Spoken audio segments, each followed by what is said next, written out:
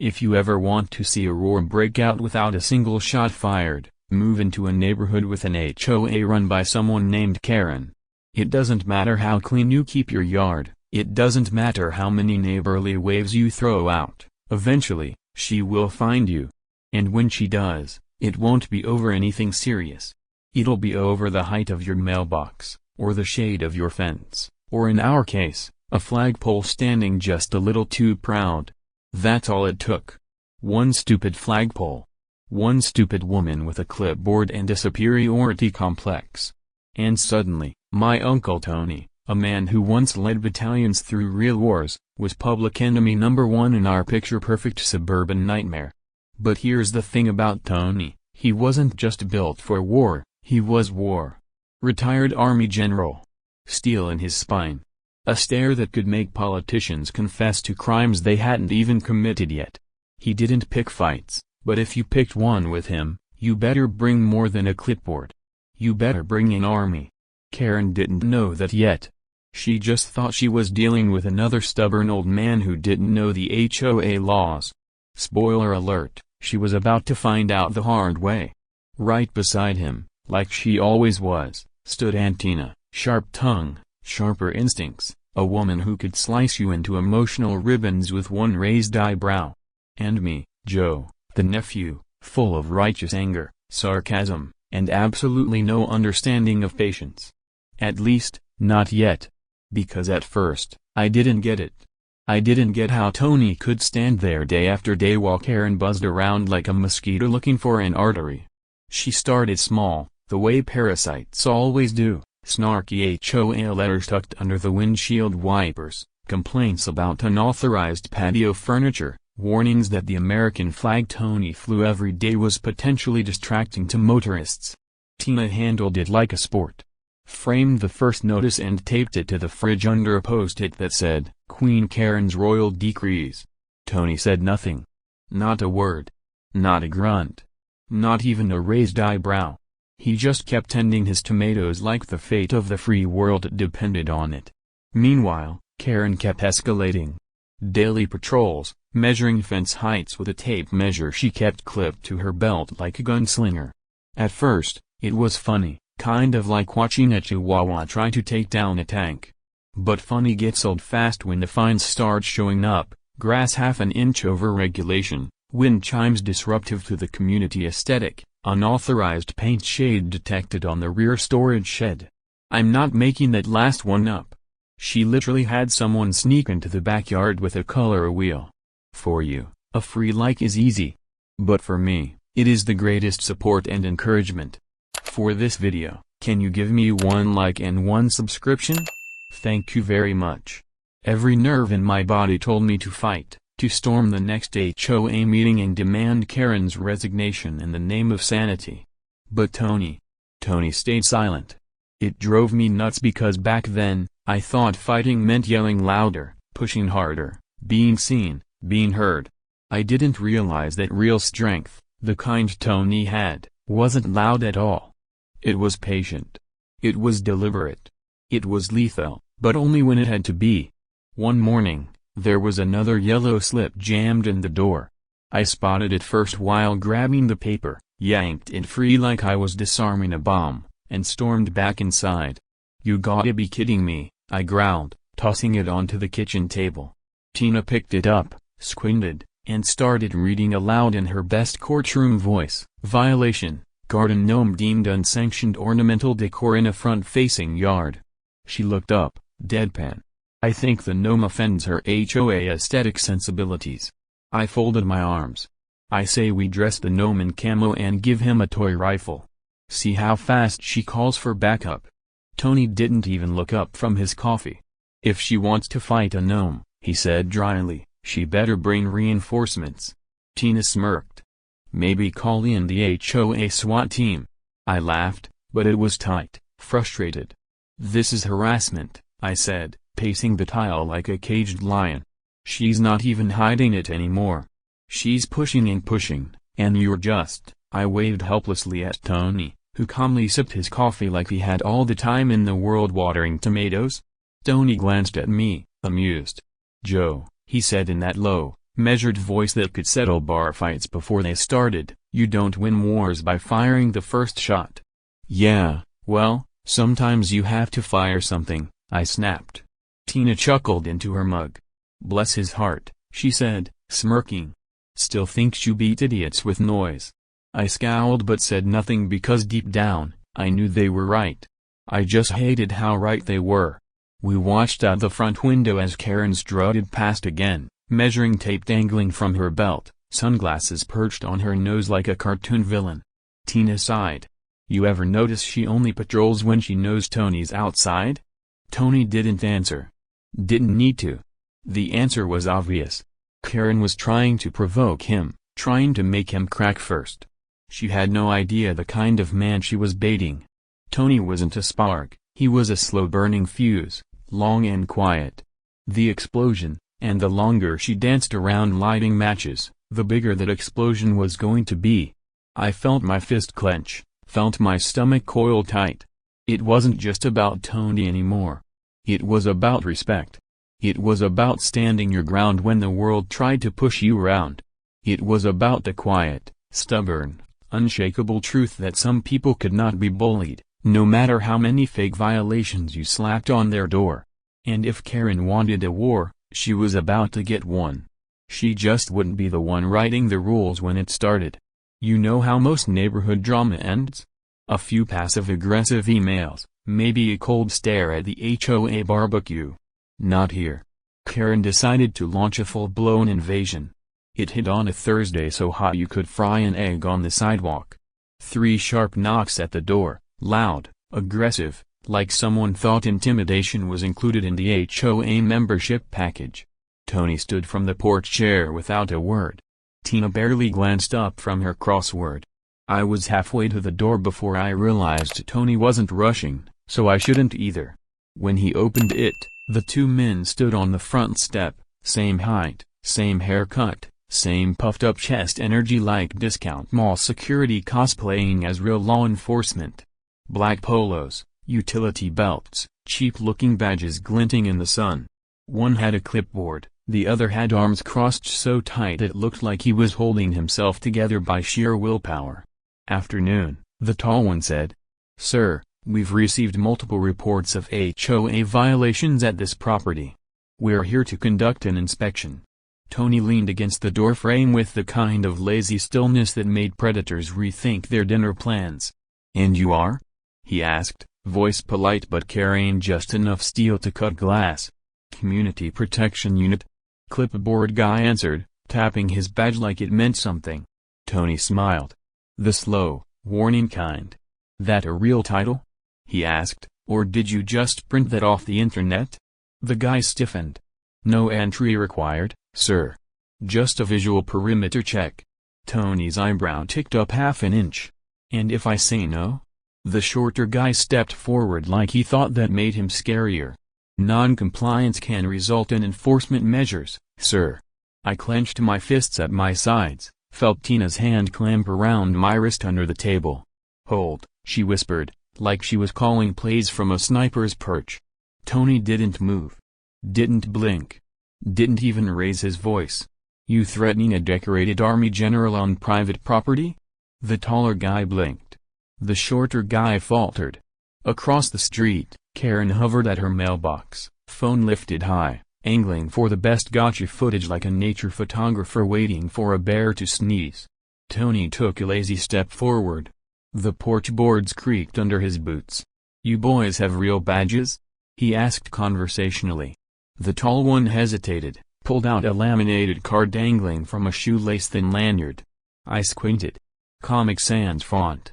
An official seal that looked suspiciously like it had been made in Microsoft Word. Tony inspected it with the detached interest of a man observing a particularly stupid species of bird. "Tell your boss," he said, still conversational, "that if she wants to play police, she better find a real department." Karen called across the street, sugar dripping from her voice, "Is there an issue, gentlemen?" Tony didn't even turn his head. He just stepped out another foot, forcing the fake cops back down the porch steps like they were facing a tank instead of a man in cargo shorts. "You don't have authority here," he said evenly. You don't have jurisdiction. And if you set foot on this property again without a real warrant, I'll be the one pressing charges." The clipboard guy swallowed hard. The shorter guy muttered something about documenting for records and retreated. Karen, still filming, tried a fake laugh loud enough for the whole street to hear. "So defensive. We're just trying to maintain standards." Tina, from behind the screen door, called sweetly, "Maybe you should try maintaining your own standards, Karen. Like not impersonating law enforcement." Karen's smile faltered. The two officers stumbled back to their unmarked white SUV, Karen trailing after them, still muttering about community safety. When the door clicked shut behind us, I rounded on Tony. "We should have called the real cops," I hissed. "Let them deal with this insanity." Tony moved back to his chair by the window without even shrugging. "And give her the footage she's dying for?" he asked calmly. "Footage of us reacting, losing control, giving her a headline?" I seethed. It felt wrong. It felt like surrender. But the way Tony said it, the way he made standing still feel like a battle strategy, it made me hesitate. Tina crossed the room, topped off Tony's coffee, and sat beside me.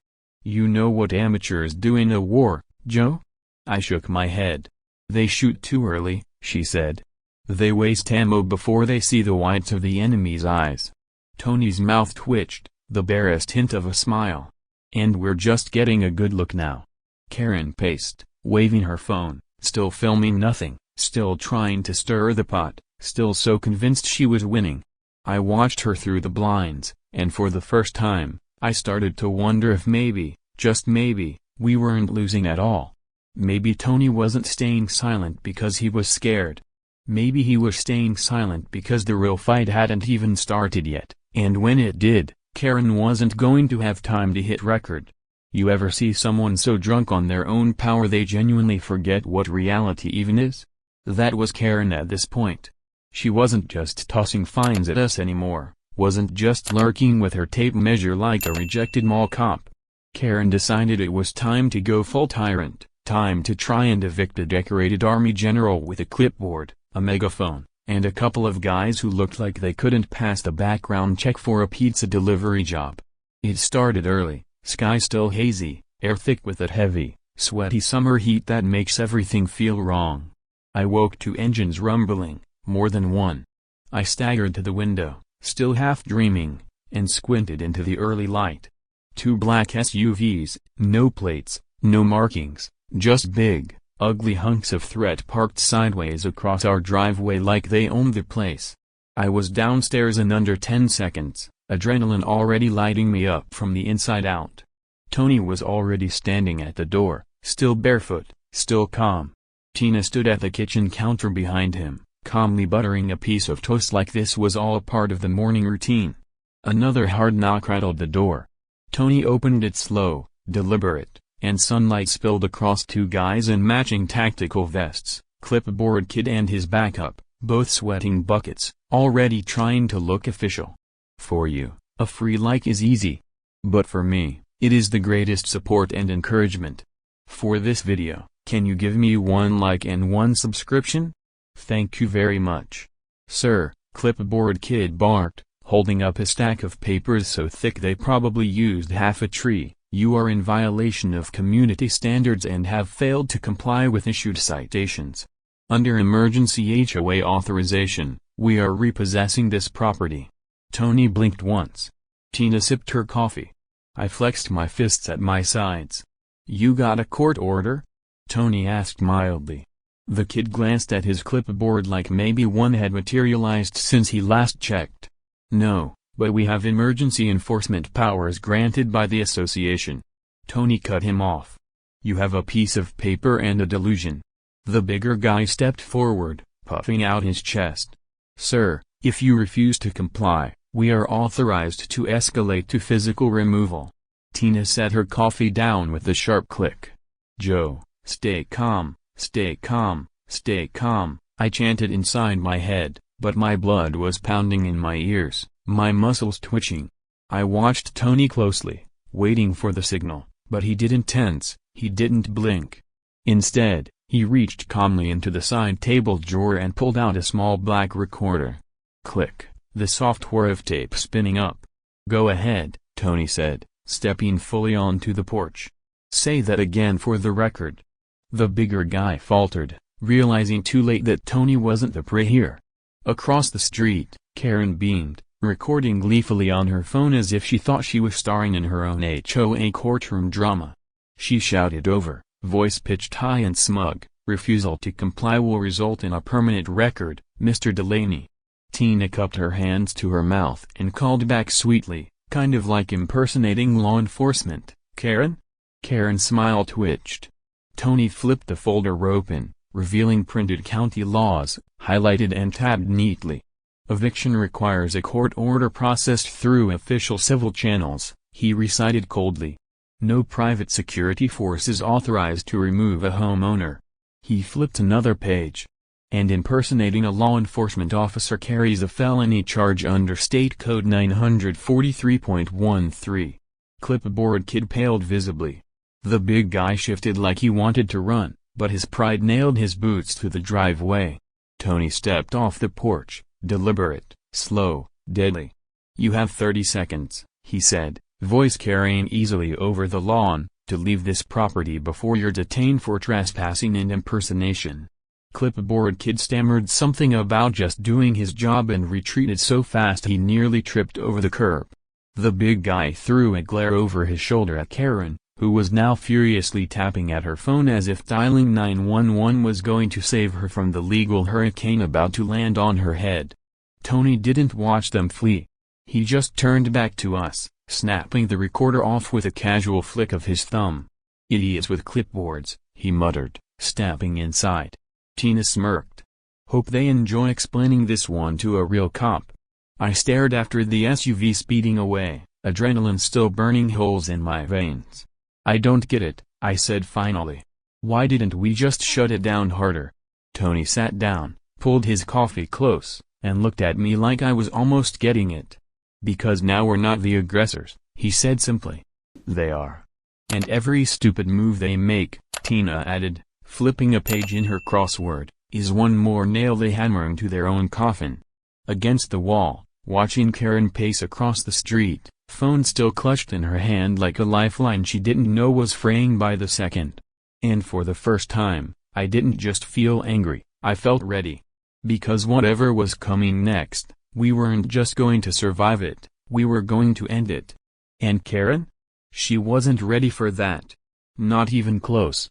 You ever walk into a room and know you're the lightest heavyweight there? That was me, standing stiff and awkward in Tony's kitchen as the war council assembled. It started small, just a few texts, just a few quiet calls, but by sundown, it felt like the house itself had squared its shoulders, like the walls knew a battle was coming and they were ready to help fight it. First through the door was Sarge, real name unknown, sense of humor brutal, loyalty stitched into every scar he didn't bother to hide. He stomped into the kitchen like he owned the place, slammed a bottle of cheap whiskey onto the counter, and smacked Tony on the back hard enough to knock a fork off the table.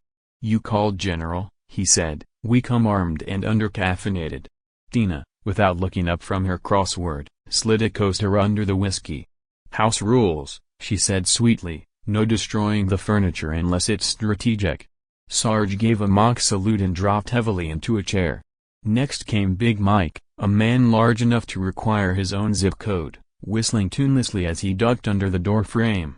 And last was Reaper, slim, silent, the kind of man you forgot was there right up until you remembered too late.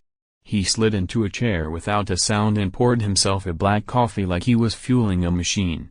I hovered awkwardly, pretending to be useful, pretending my blood wasn't running cold just being near them.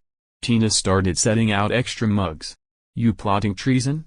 she said cheerfully, "or just sticking it to the HOA?" Sarge flashed her a grin. "Little column A, little column B." Tony spread out the war board, a rough hand-drawn map of the neighborhood scattered with sticky notes and colored push pins. "Karen's got leverage," he said, tapping red pins scattered like open wounds, "fake citations, faked votes, intimidation tactics." He flipped open a folder fat with printouts, emails, Photos, recordings. Karen had gotten lazy, sloppy, and Tony had caught every misstep. Sarge rubbed his chin thoughtfully. "You want this public?" he asked. "Or catastrophic?" Tina snorted. "You boys keep dreaming about nuclear options. What Tony wants is permanent." Tony nodded once. "We hit where it hurts," he said. "Expose her legally, publicly. No threats, no weapons, just facts." Sarge looked disappointed, but only a little. Big Mike cracked his knuckles and started brainstorming logistics, posting the evidence online, anonymous tips to local news, public meeting ambush. I edged closer, heart hammering. I wanted to say something, offer something, prove I wasn't just dead weight here, but every time I opened my mouth, someone else was 2 steps ahead, better ideas, faster instincts. I shrank back against the counter, chewing my lip raw. Sarge must have noticed. He kicked out the chair next to him with his boot. "Sit, kid," he said gruffly. "Better to be quiet and smart than loud and stupid." It should have stung. It didn't, because he wasn't mocking me, he was teaching me. Tony dropped a battered phone onto the table. "I've got 3 different county records requests pending," he said. 2 residents already willing to testify she faked votes to stay in power. He leaned back, studying the map like it might breathe if he blinked wrong. "She's built a house of cards," he said. "We're not going to blow on it. We're going to cut the table out from under her." Tina refreshed everyone's coffee, pausing by me just long enough to tap her knuckles lightly against mine. "Patience," she said under her breath. Outside, the storm clouds had thickened into a rolling bruise across the sky. The streetlights flickered.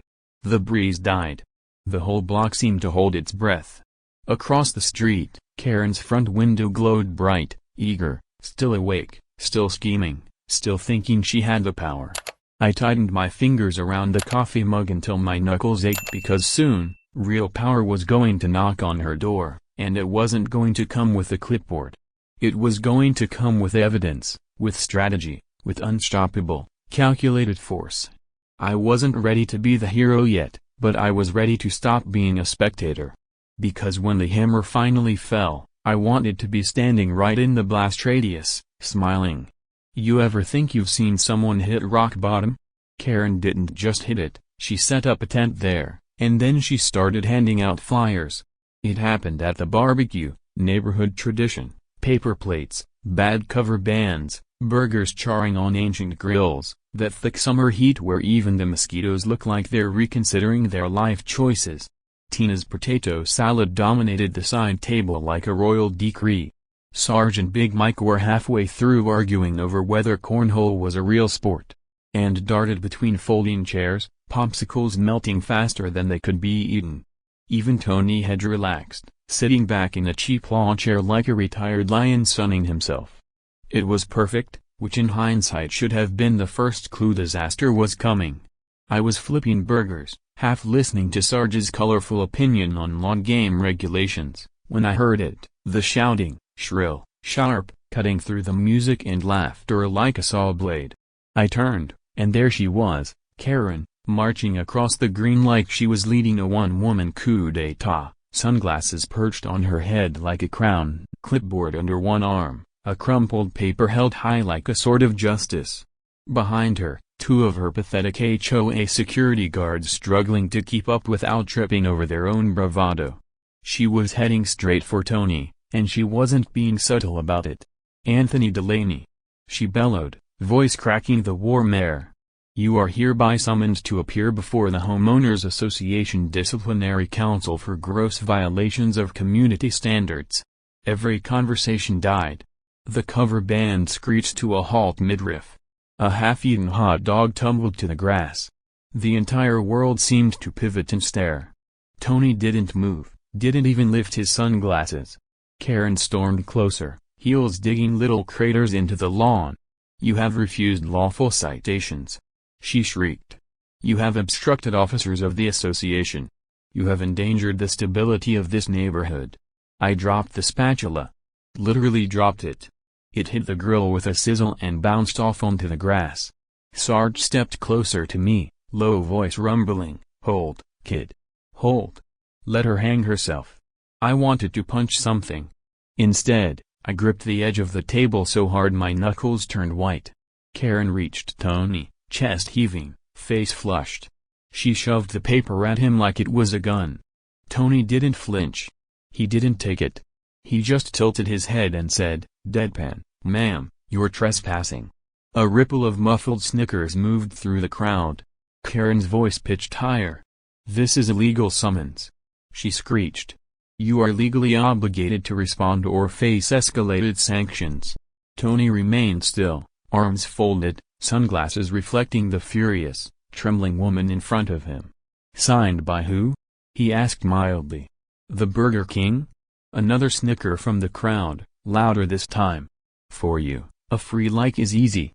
But for me, it is the greatest support and encouragement. For this video, can you give me 1 like and 1 subscription? Thank you very much." Karen's face turned crimson. "You will comply?" she shouted, jabbing the paper at his chest again. "You are disrupting the harmony of this community." At the word harmony, Tina burst out laughing. Not politely, not discreetly. Full-on, can't breathe, shoulder-shaking laughter. Karen turned on her like she was about to slap the sound out of her. That's when Tina casually plucked the paper from Karen's hand, flipped it over, and smirked. "This," Tina said, voice ringing out clear and sweet, "is printed on the back of a Bed Bath & Beyond coupon." The laughter wasn't muffled this time. It roared. Parents snickered, teens whipped out their phones, recording openly now. Even the DJ doubled over behind the speakers. Karen staggered back a step, wide-eyed. "You think this is funny?" she screeched. "Little bit," Sarge muttered. Karen waved her arms like she could physically shove back the tide of mockery. "You will all face consequences for siding against your HOA leadership," she shrieked. Tony finally stood, slow, purposeful. He removed his sunglasses, folded them carefully, and tucked them into his shirt pocket.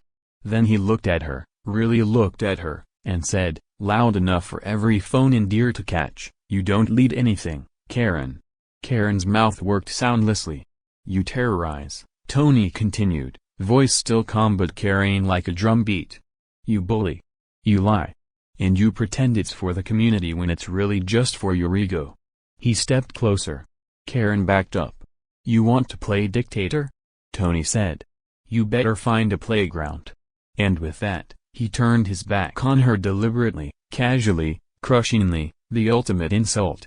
Karen stood there alone, seething in the summer heat, while the party she tried to hijack resumed without her. Kids laughed, parents whispered, phones filmed, and somewhere in the background, I realized something. This wasn't just about Tony winning, it was about dignity, about standing your ground when cowards tried to make you small. Sarge clapped me on the back. "Lesson 2, he said. "Sometimes the best punch is the one you make him swing and miss." I nodded, tight, proud. Because Tony hadn't thrown a single punch. He hadn't raised his voice. He hadn't played Karen's game. And yet, somehow, she lost everything. And the best part? The real storm was still coming. Because Tony and the War Council? They weren't done yet. Not by a long shot. The thing about a real takedown? It doesn't start with fists, it starts with facts. And Tony's plan was ruthless in the quietest, deadliest way possible. While Karen was still busy nursing her bruised ego from the barbecue, we were already moving fast, quiet, precise. First move, information. Tony's old contacts at the county clerk's office. We pulled everything, the fake votes she certified with no witnesses, the phantom fine she levied with no board approval, the shady security force authorization she gave herself with zero oversight. Every document, every email, every stupid, sloppy mistake she made. It was like finding a loaded cannon pointed right at her. The dining room table transformed into mission control, maps, diagrams, printed emails, screenshots of Karen's meltdown posts from the HOA Facebook group, the one she thought she deleted in time. Sarge spread out the evidence like a general preparing artillery. Big Mike sketched out timelines on a yellow notepad, grumbling under his breath about amateurs playing dictator. Reaper didn't say much, didn't need to. The quiet hum of the ancient laptop he was feeding data into said it all.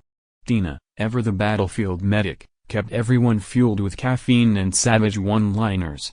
You'd think a woman that obsessed with rules would know you can't sign legal documents with glitter pens, she muttered, flipping through a packet. And me? I became the boots on the ground, passing out flyers, slipping packets into mailboxes, casually starting conversations at the dog park in mailbox clusters. Did you know Karen forged quorum numbers last election? Did you know fines over $250 required an actual hearing, not just a nasty letter? Did you know 3 families moved because of her harassment? The neighborhood buzzed like a kicked beehive. At first, it was small side glances, quiet phone calls, people locking eyes, realizing maybe they weren't crazy after all. Then louder groups clustering at corners, whispers during dog walks, phone cameras zoomed in on Karen's house instead of kids' soccer games. The power shifted. You could feel it. And Karen? Karen knew.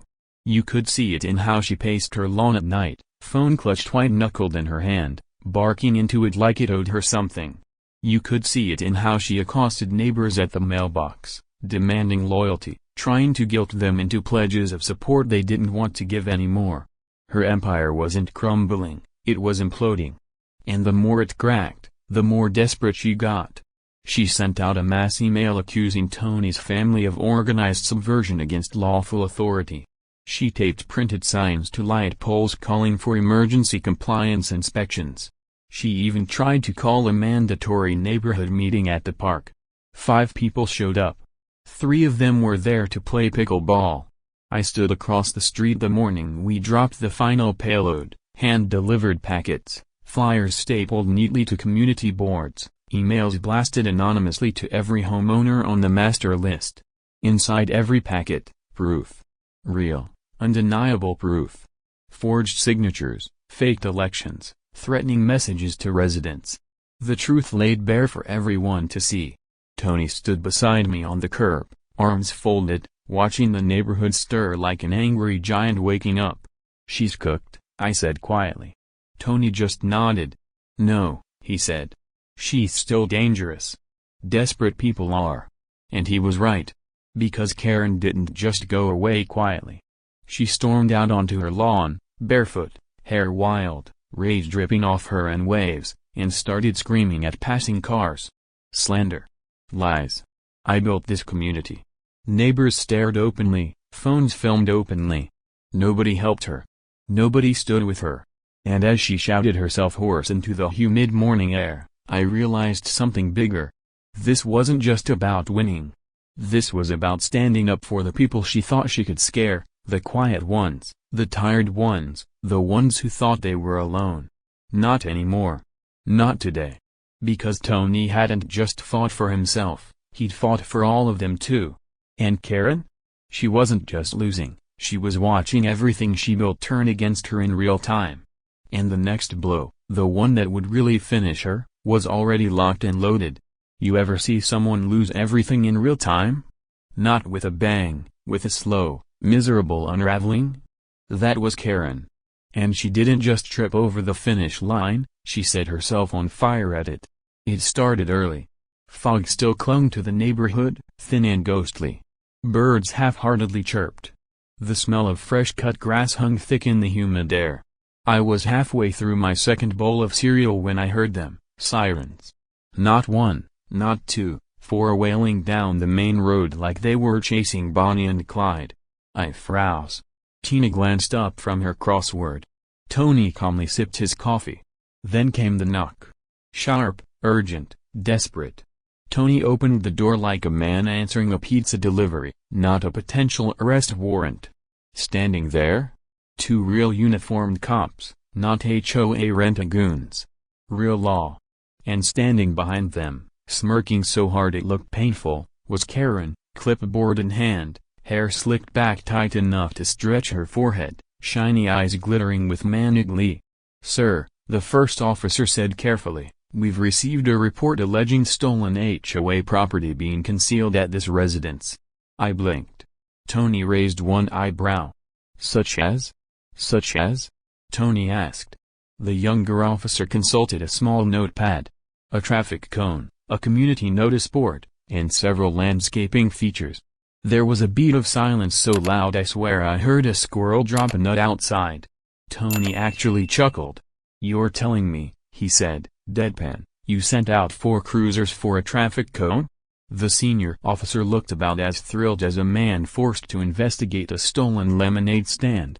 Karen bounced in place behind them like she was waiting for confetti to rain down. "He's hiding them," she snapped. "He's stealing from the community. That's grand theft." Tina appeared behind Tony, coffee in hand, raising one skeptical eyebrow. "Next you'll say he kidnapped a garden hose," she muttered. The officer shifted uncomfortably. "Mind if we take a quick look, sir?" the senior one asked.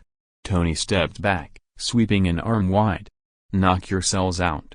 They searched patio, garage, shed. Nothing. No cones, no signs, no rogue flower pots. Just Tony's battered camping gear, Tina's terrifying army of ceramic gnomes, and a sad lawnmower that looked like it needed last rites. Karen hovered at the curb, craning her neck like she could will the evidence into existence. Finally, the officers re-emerged, looking exasperated. "Ma'am," the senior one said, "there's no evidence of stolen property." Karen's jaw dropped. But I saw him," she cried. "He had the signs and the cones. He's hiding them somewhere." The younger cop gave a polite, vaguely pitying smile. "Maybe you misplaced them, ma'am." Karen went red. Not angry red. Nuclear meltdown red. Without warning, she stormed past the cops, straight onto Tony's lawn, screaming at the top of her lungs. "You think you can humiliate me? You think you can destroy everything I built?" Neighbors emerged like prairie dogs, heads popping out from curtains, phones sliding into hands, porch lights flicking on even though it was broad daylight. Karen kept going. "You're traitors," she screeched. "Saboteurs. You're undermining the American dream." She pointed at Tina. "You with your illegal lawn gnomes and your subversive pastries." She pointed at me. "You leading a youth rebellion. Inciting juvenile terrorism." I blinked. "Juvenile terrorism?" I whispered. Tina leaned over. "Sounds impressive. Put it on your resume." The officers tried gently at first to corral her. "Ma'am, please calm down. Ma'am, you're trespassing. Ma'am, you're creating a public disturbance." Karen ignored them. She ranted at the houses, at the trees, at the sky. "You're all sheep," she screamed. "Sheep. Traitors. I am the law." That's when Sarge, leaning against his truck across the street, called out lazily, "Cool story, Karen. You want a sticker?" The whole block burst out laughing. Open, unapologetic laughter. Parents, kids, teenagers filming and whispering. Karen froze for one long, terrible moment. She saw what we saw, not a leader, not a ruler, just a bitter, broken woman screaming at the ruins of her own little kingdom.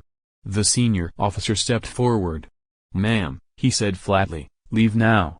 Karen's mouth opened, closed, opened again, and then, shock of all shocks, she obeyed. Kind of.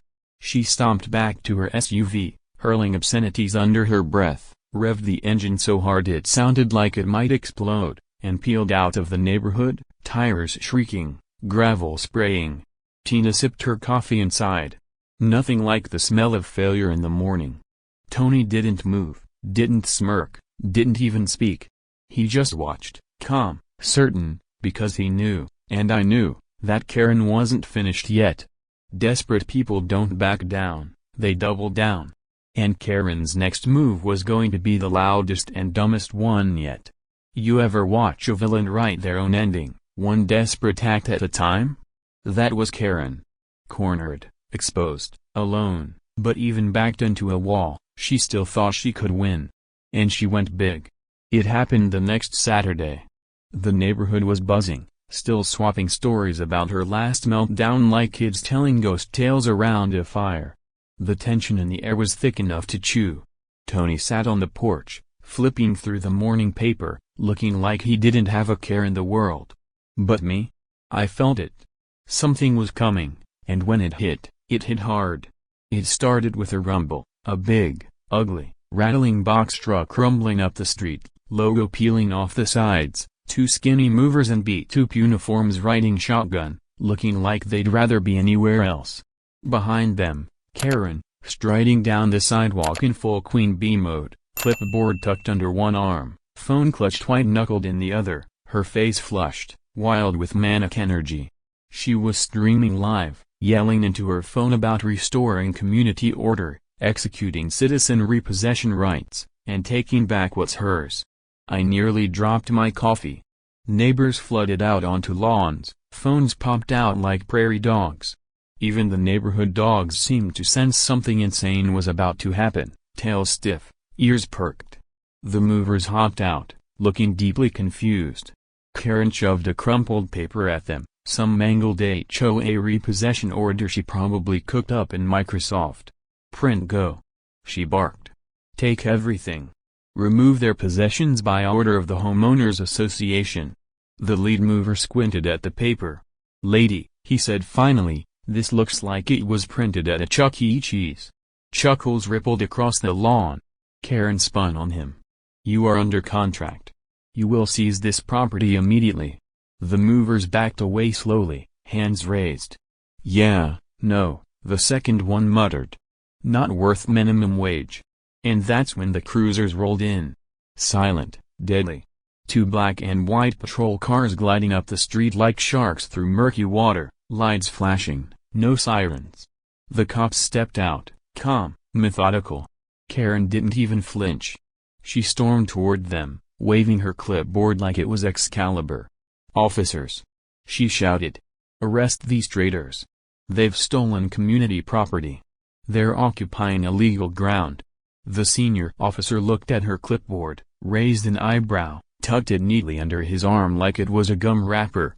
"Ma'am," he said, voice like a slow-rolling avalanche, "you are trespassing." Karen blinked. "No. They're trespassing. They're criminal occupiers. I'm the legitimate authority." The younger cop stepped up, already uncuffing his restraints.